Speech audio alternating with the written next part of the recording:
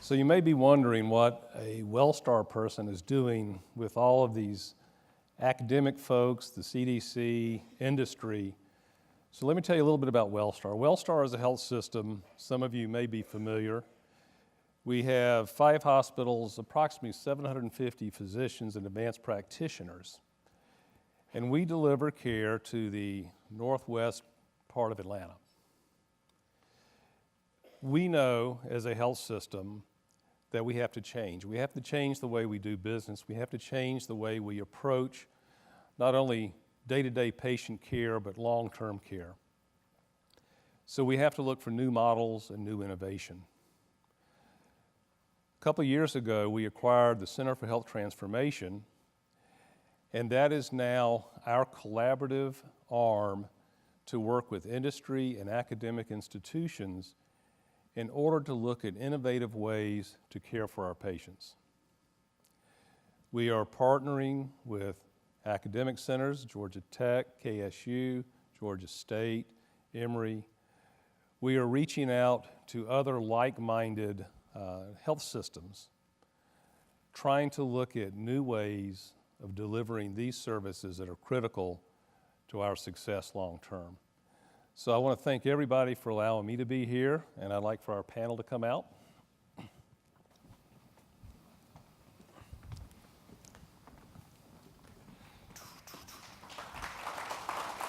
you.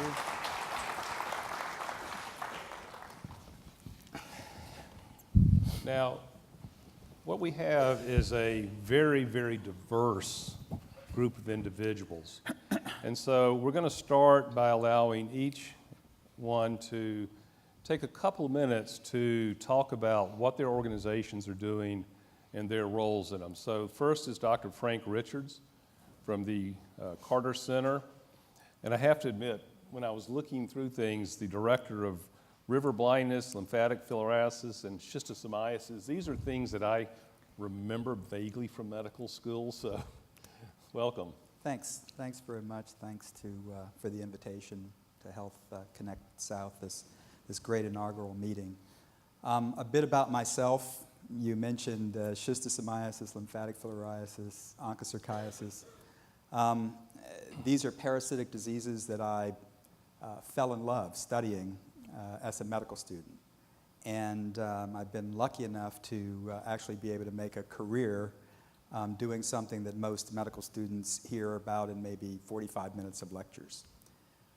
My personal professional mission statement is to use available tools to fight tropical infectious diseases and wherever possible to eradicate. And I've had a career, I'm trained in pediatrics and pediatric infectious disease and public health, and had a career at the Centers for Disease Control before coming to the Carter Center. And in both of those institutions, I've had a chance to explore really what I consider to be public health program. I'm interested in, I consider myself a public health practitioner, not a researcher, not an investigator.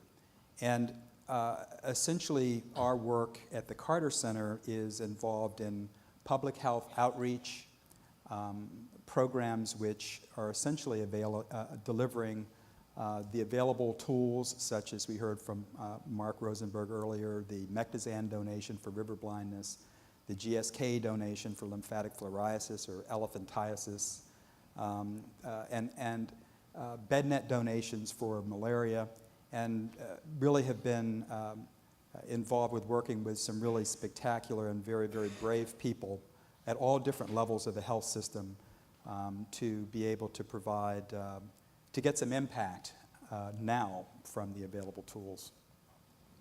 Thank you. Next we have Dr. Ami Klin. And Dr. Klin is the director of the Marcus Autism Center. And I read a little bit as well, and PhD from University in London, and then was at Yale for a number of years. Thank you. It's a pleasure for me to be here.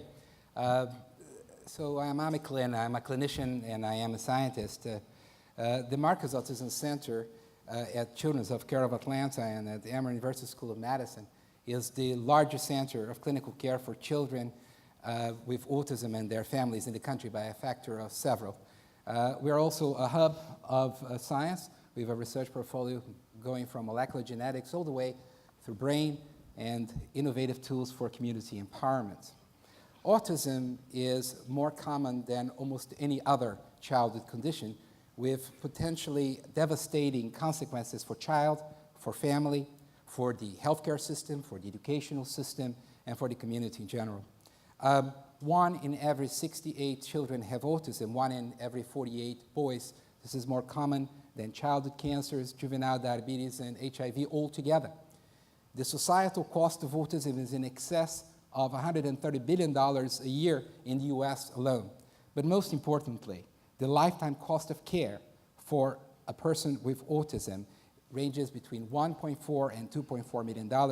This is a tremendous burden for families. Both the economics and the clinical reality of autism is upside down. It's a neurodevelopmental condition. We should identify this condition early in order to help our children to fulfill their promise, in order for them to have better outcomes. And yet, the median age of diagnosis of autism in this country is still about 5 years, which basically means that were we able to do, and that's the mission of our center, to bring science to the community, to identify the condition early and to improve access to care, we would assure a much better future for our families and for the children impacted by this condition. Thank you, Dr. Klin. Next, we have Todd Shearer, who is the Associate VP for Research, Executive Director of Technology Transfer at Emory University, and a toxicologist by training, that's all.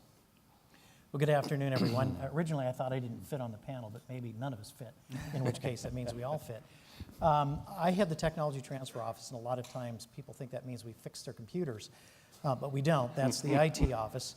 The Tech Transfer Office is really there and responsible for helping our basic researchers and our clinicians do something with an invention when they make it. So if they've discovered a potential new medical device or a new therapeutic or a diagnostic, or more and more these days, healthcare IT, my office is there to help make sure that we get intellectual property protection, that we triage that invention disclosure and take a look at its commercial potential, where it might fit in the marketplace, and then that we begin marketing it, and then negotiate a license, and eventually, hopefully, see product hit the market, which sometimes will generate additional revenue for the university and sometimes not. A lot of the technology that we transfer is really just for the benefit of society and doesn't generate revenue for the institution.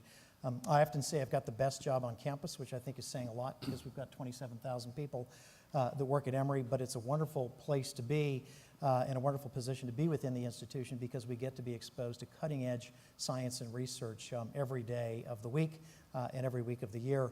And it's a high-risk, high-reward business.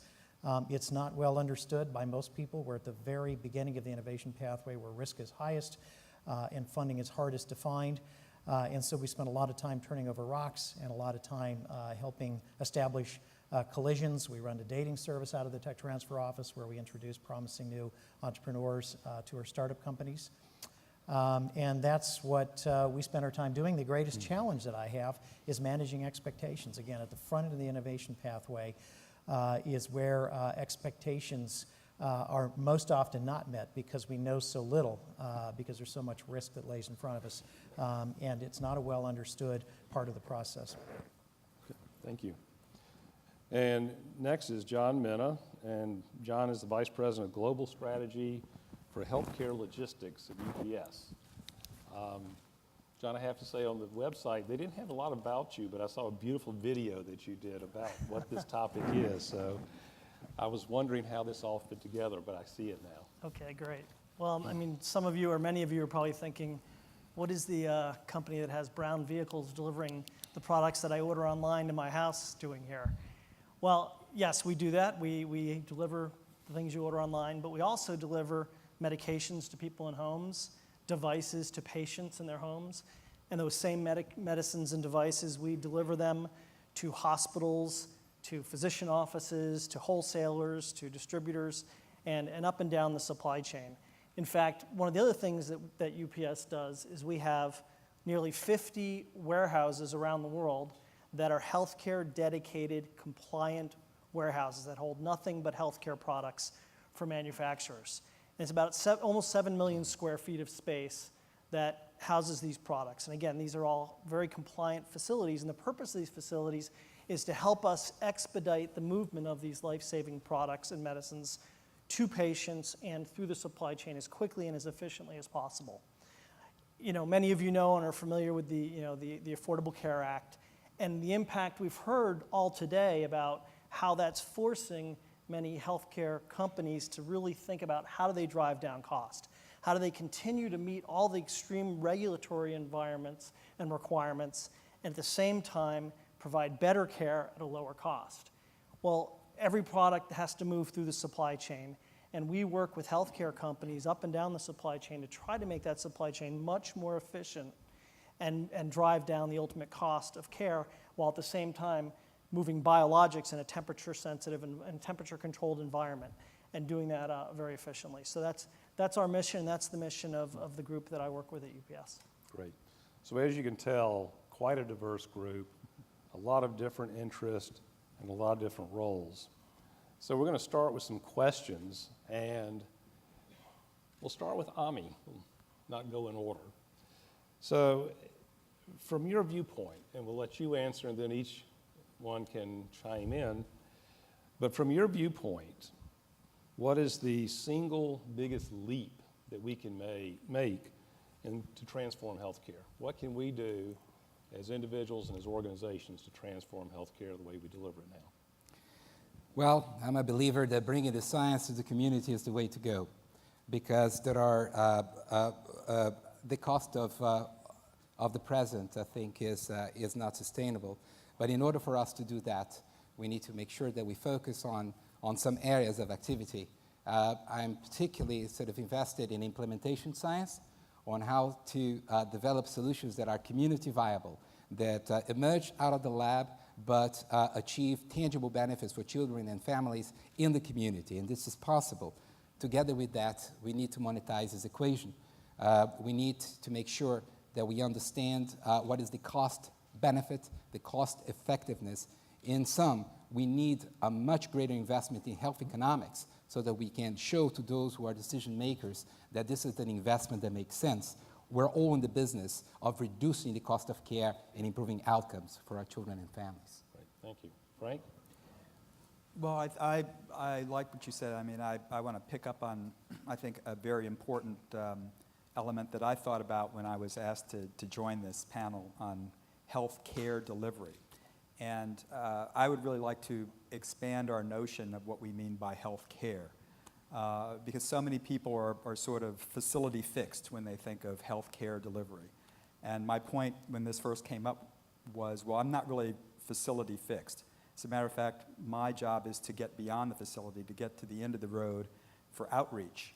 And it's maybe if we come out of this with people thinking of health care delivery as not just being fixed facilities and the clinics and the people in the white coats, but something that has an outreach mechanism that involves communities, neighbors, friends, sort of more of a community activist spirit. How do we find that? And I think it's really interesting. The Institute of Medicine just came out with a recent study just in the last few months, looking at the idea of community involvement in medicine, and it really comes to implementation research. And at the end of the day, what is the capacity out there to do that? How do you explore it? How do you find ways to make it work? And how do you reject ways that don't work? And it's not easy. Todd? So, yeah, I totally agree with what Ami said. From my perspective, my job would be a lot easier if we did a better job of holding everyone involved in healthcare delivery and elsewhere across the institution accountable for being better innovators. Clinicians shouldn't just understand how to see patients and how to treat a patient. They should also understand that part of their job in treating patients every day is to be aware of advances in innovation that might make that treatment work better. And if people were aware of it at the grassroots level, and aware of the fact that things like intellectual property protection matter if you want to see some things get to the market, not everything, that market size matters, that knowing what already is being done elsewhere in the world, those are all things that matter if we're going to help push new innovation to the marketplace. And I think it's unfortunate. I think it's high time that we started really holding those people accountable for understanding how those things work, and not just them, but their managers or department chairs all the way up the food chain, so that we don't squander potentially valuable innovation by not taking the right steps. Thank you. John? So, one of the things that many care organizations are working on right now is how to make the dollars go further, right? And they're responding to big government initiatives, not just here in the US with the Affordable Care Act, but also Mexico has a Universal Coverage Act, and China and many other countries as well. And obviously we have an aging population. But how do we make those dollars go forward? Because we have to provide access to more patients all over the world, more people in needy countries who don't necessarily have access to medicine. How do we get those humanitarian care relief packages and medicines to those parts of the world? Aging populations throughout the world, and everybody knows about aging China, aging Europe. How do we get more medicine and more products to those places around the world, and how do we build it and do it efficiently? And again, it's responding to more access and driving down the cost. And again, that's really something that I think is going to eventually provide more access to everybody. Great. So, Wellstar has started focusing less on the vertical integration model and now reaching out to sort of a horizontal integration. And by that I mean that we're looking across different industries and different platforms for partners. And as you hear from up here, we have a variety of different people with different strategies. But I would ask each of you, is there an example that you can give about a sort of program that is not along those traditional collaborative programs, but more of an unlikely collaboration that's been beneficial to the delivery of health care? And let's see, who shall I start with? Frank? Well, I had the perfect example, having seen some of these questions before we started, and then Mark Rosenberg took it, because it was the discussion about the linkage of public-private partnership between Big Pharma, a beautiful description, Mark, of the evil Big Pharma and the we do good sort of pinko side of public health. So I don't want to repeat that one. But I do just want to take a chance, because the clock is ticking down, to say what's interesting to me in the discussion, where I would simplify things by looking at the 3 Ds: discover, develop, and deploy. As I mentioned, I'm a deployer. We have a discoverer, we have a developer, and everyone has their own valley of death. Everybody always says, oh, well, we're discoverers, and that's the high-risk area. And then the developers say, no, the valley of death is really when you get to the larger trials and a molecule that we thought would work fails. And as a deployer interested in eradication and elimination, when you get down to the very last cases, those cases become extremely expensive if you really want to get to zero. And then the health economists are always telling you there's a better buy for your public health dollar, as they always think of the now rather than in the future. So I just wanted to chip in on the valley of death issue. Thank you. Ami? We want to prevent things from becoming costly, both in clinical and in monetary terms, and we want to serve individuals where they are. For that, you need partnerships. Partnerships are truly opportunities. So from our science, we now know that the platform for brain development is reciprocal social interaction, is what happens between a baby and the baby's caregiver. That emerged out of the field of social brain and autism. But the commissioner for the Department of Public Health here in Georgia, Dr. Brenda Fitzgerald, really was taken with this idea. And together with many, many agencies, organizations here in Atlanta, there was the suggestion that that idea and the modalities of treatment that we have in order to train parents about the importance of speaking to their babies, this was something that was applicable much beyond the autism community and impacts children who grow up in underprivileged situations and children with hearing impairment and so forth. So as part of a coalition, we submitted a grant together to United Way in which we work with mothers in WIC clinics or in whatever they are in order to make an intervention that is going to change the reality of the home where those babies are going to be born in. Great. John? I'll go out of order. Okay, yeah, so one interesting collaboration, and it happened, just by happenstance at UPS. We had an engineer in Kentucky who happened to have a friend who made refrigeration devices that are used for many pharma companies to store biologics in a very temperature-controlled environment. And with more and more medicines being biologics-based, as you transport these medicines across the world, if they get exposed to extreme heat or to other, or even extreme cold, it renders the biologic useless and in some cases even fatal.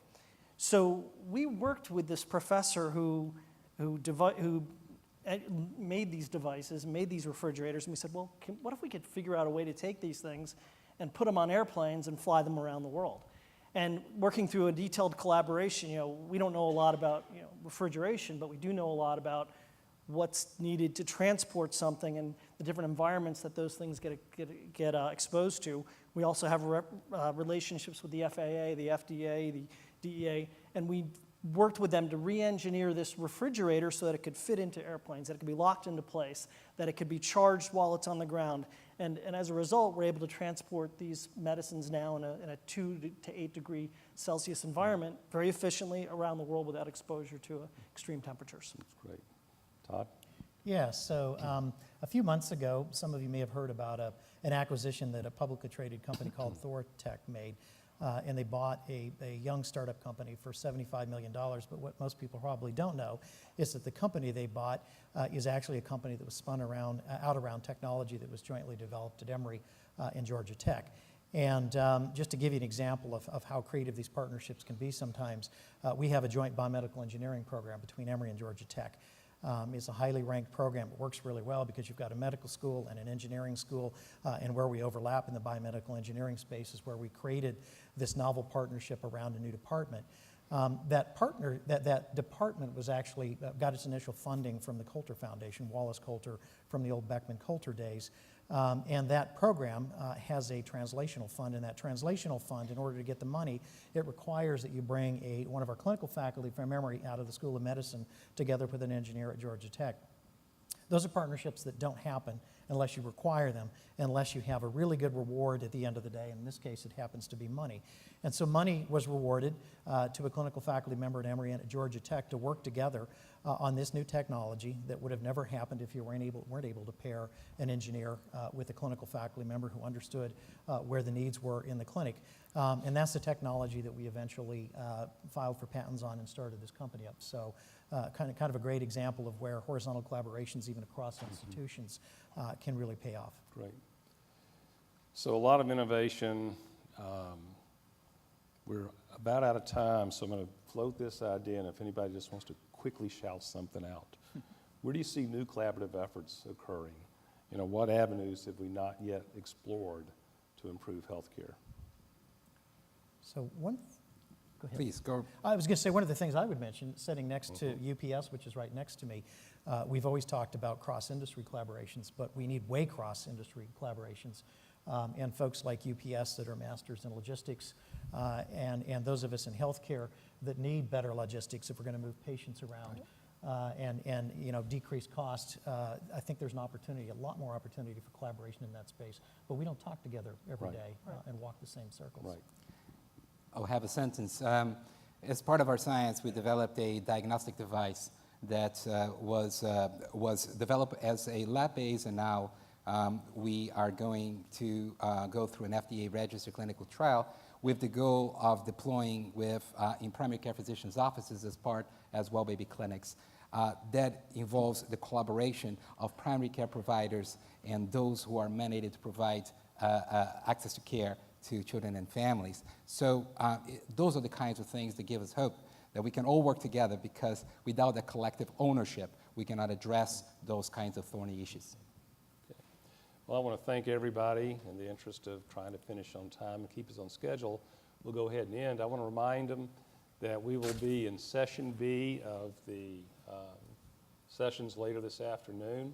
So if you have further questions, I want to thank every one of you for a great job. I really appreciate it. And let's let the next group come out.